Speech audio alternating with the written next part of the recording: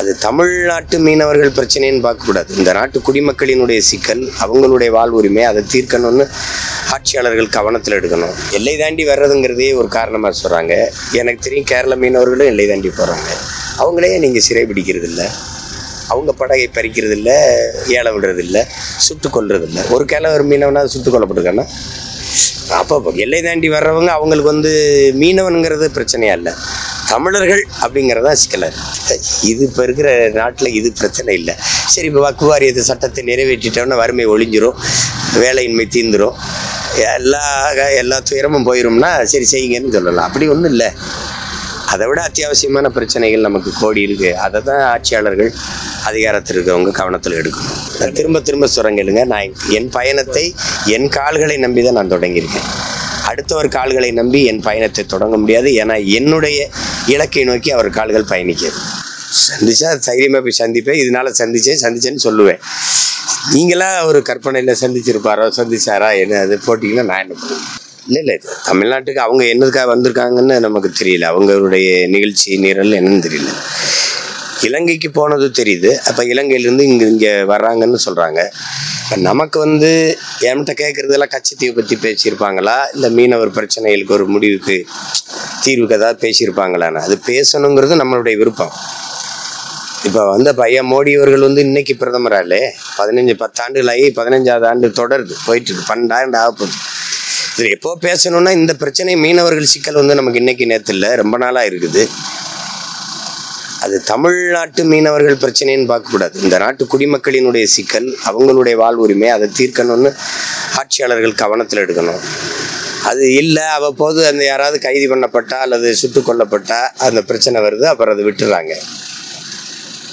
கடலுக்குள்ள மீன் பிடிக்கிறதுங்கிறது எங்களுடைய வாழ்வுரிமை, எங்களுக்கு ஒரு பிறப்புரிமை.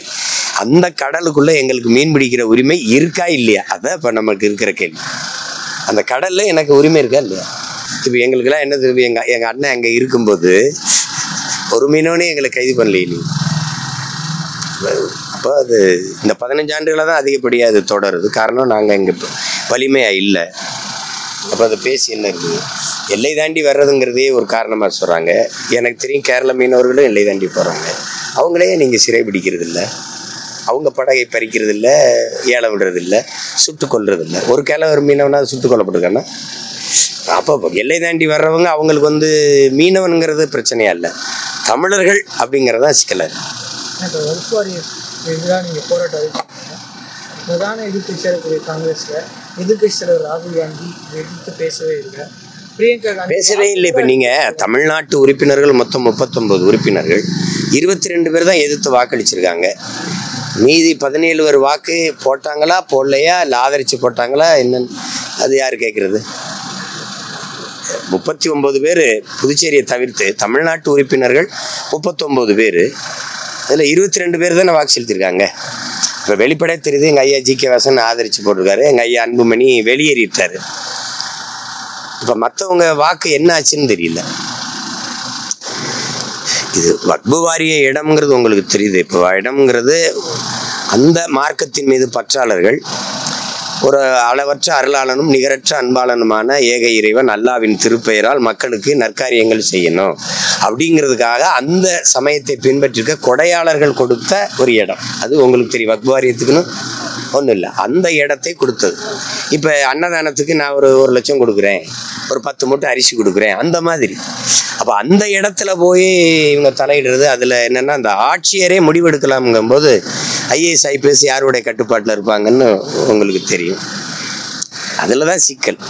அந்த நிர்வாகத்தை அவங்க செஞ்சுக்கிட்டு இருந்ததில் என்ன குழப்பம் வருதுங்கிறது தெரியல. அதை ஏன் இதில் எல்லாமே சரியாக இருக்குது, இதுதான் சிக்கலாக இருக்குன்னா நீங்கள் பேசுகிறது சரி.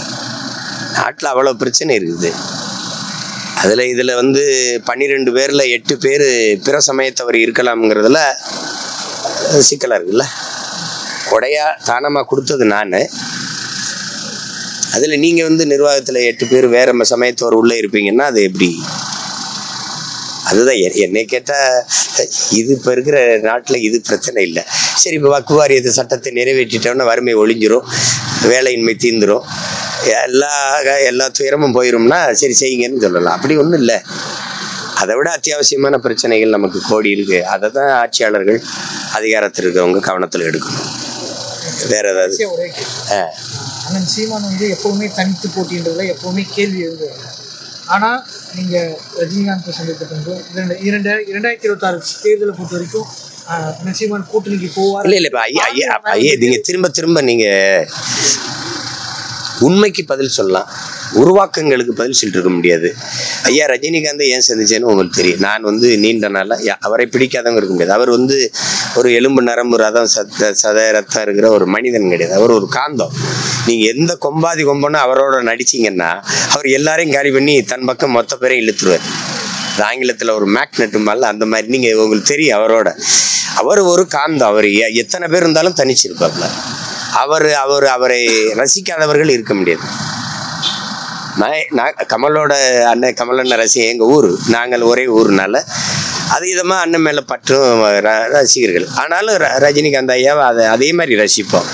அப்போ அந்த இதில் நான் வந்து இப்போ அந்த படம், இப்போ தம்பி இவர் ஞானவேல் எடுத்த படம் வந்து அந்த படத்தில் இந்த கதை, அந்த கருத்து எனக்கு ரொம்ப பிடிச்சிருந்தது. அவர் கையாண்ட விதம் எனக்கு ரொம்ப பிடிச்சிருந்தது. அவர் அதை பாராட்டும் போது சரி அதை நேரம் போய் ஒரு தடவை வாழ்த்து சொல்லிட்டு வருவோம்னு போனோம். அவர் என்ன கட்சி வச்சிருக்காரா, நாங்களும் கூட்டணி வைக்க, அப்படிலாம் ஒன்றும் இல்லை. சந்திக்கும் போது தெரியுது அவர் ஒரு நல்ல இதயமுள்ள மனிதர். அவர்கிட்ட பேசும்போது நிறைய அனுபவங்களை அவர் பகிர்ந்துக்கிட்டார். நான் திரையில் அவரை இப்படிலாம் ரசிச்சோங்கிறத சொன்னோம், அவ்வளோ பகிர்ந்துக்கிட்டோம், அவ்வளோதான். 2026 தனித்து போட்டின்றதுல உறுதியாக இருக்கு. நீங்கள் எல்லாம் தான் நேற்று என் தம்பி வேதாரண்யத்தில் கார்த்திகை நிறுத்திட்டேன்னு நீங்கள் கார்த்திக்னால நீங்கள் சொல்கிறீங்க. நான் 60 பேரை களத்தில் அறிவிச்சிருக்கேன், நீங்கள் போடல. தென்காசியில் என் தம்பி கௌசிக் பாண்டியன்னு அறிவிச்சிருக்கேன், மருத்துவர். அப்போ அது முன்கூட்டியே இது வெளிப்படையாக இறங்காமல் இருக்கிறதுக்கு காரணம் இந்த சின்னம் வந்துடுச்சுன்னா இன்னும் எல்லா வேட்பாளரையுமே முன்னாடியே நிறுத்தி இறங்கி களத்தில் வேலை செய்வேன். திரும்ப சொல்கிறேங்க, நான் என் பயணத்தை என் கால்களை நம்பி தான் நான் தொடங்கியிருக்கேன். அடுத்தவர் கால்களை நம்பி என் பயணத்தை தொடங்க முடியாது. ஏன்னா என்னுடைய இலக்கை நோக்கி அவர் கால்கள் பயணிக்கிறது.